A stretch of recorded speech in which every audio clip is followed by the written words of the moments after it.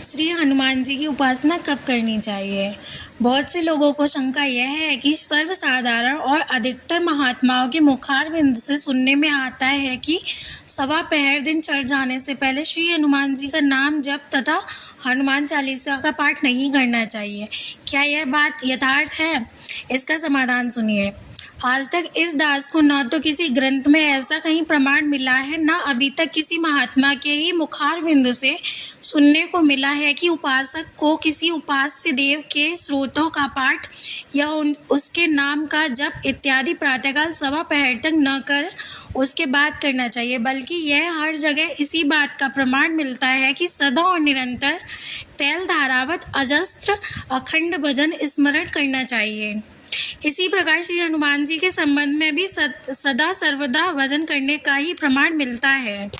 मर्कटाधीश मृगराज विक्रम महादेव मुद मंगलालय कपाली सिद्ध सुरवृंद योगेंद्र सेवित सदा दास तुलसी प्रणत भय तमारे मंगलागार संसार भारा पहर वानराकार विग्रह पुरार राम सम्राज शोभा सहित सर्वदा तुलसी मानस रामपुर बिहार। कदाचित किसी को श्री हनुमान जी के इस वचन का ध्यान आ गया हो कि प्रात ले जो नाम हमारा तय दिन ताय न मिले आहारा, परंतु इसका भावार्थ लेना चाहिए। यहाँ हमारा शब्द का संबंध ऊपर की चौपाई के कपिकुल अर्थात वानर योनि से है, न कि अपने शरीर श्री हनुमान जी विग्रह से है। वहाँ आप कहते हैं, कहूँ कवन में परम कुलीना कपि चंचल सवहि विधीना, अर्थात विभीषण जी आप अपने को राक्षस कुल का मानकर भय मत करें। बताइए मैं ही कौन से बड़े श्रेष्ठ कुल का हूँ। वानर योनि तो चंचल और पशु होने से सभी प्रकार से हीन है। हमारे कुल का अगर कोई प्रातःकाल नाम ले ले तो उसका दिन उसे आहार का ही योग नहीं लगता। असमय अधम सखा सुन मोह पर रघुवीर कीन कृपा सुमिरे गुण भरे विलोचन नीर। ऐसे अधम कुल का मैं हूँ, किंतु सखा सुनिए मुझ पर भी श्री राम जी ने कृपा की है। इस विरध को स्मरण कर कहते कहते श्री हनुमान जी के नेत्रों में आंसू भर आए। अतः हमारा शब्द का भाव यह है कि कुल तो हमारा ऐसा नीच है कि बानर शब्द का ही सवेरे मुंह से निकलना अच्छा नहीं माना जाता, परंतु उसी योनि में उत्पन्न में जब प्रभु का कृपा पात्र बना लिया गया तब तो राम कीन आपन जवहीं ते भयउ भुवन भूषण तबहीं ते। मेरे हनुमान महावीर बजरंगी पवन कुमार आदि नाम प्रातः स्मरणीय हो गए। इसका प्रमाण इस प्रकार है, असुभ होय जिनके सुमरन ते वानर रीछ विकार, वेद विदित पावन किए ते सब महिमा नाथ तिहार। अतः श्री रामायण जी के उपर्युक्त पदों से श्री हनुमान जी का नाम सवेरे जपने का निषेध कदापि सिद्ध नहीं होता।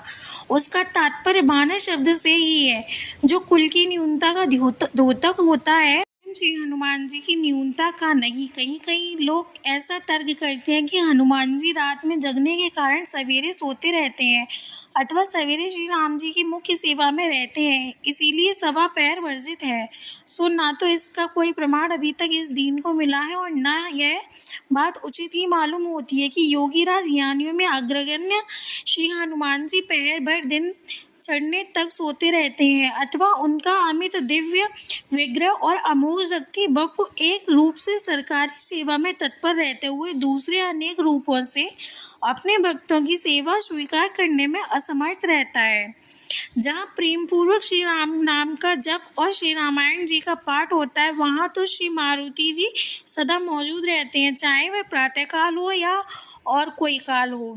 फिर इस झगड़े में पकड़कर तो श्री हनुमान जी के आराम विश्राम के लिए सवा पहर भगवत दर्शन भी छोड़ना पड़ेगा, जिसका छूटना ही उनकी दृष्टि में विपत्तिजनक है। कह हनुमंत विपति प्रभु सोई, जब तब सुमिरन भजन न होई। अतः इस दीन के तुक्ष विचार से तो सवा पहर क्या एक क्षण भी भाग्यवानों को श्री हनुमत नाम भजन और पाठ दी से विमुख नहीं रहना चाहिए। प्रातः काल का समय तो भजन के लिए है ही। श्री मारुति जी सदा और सब काल में वंदनीय है।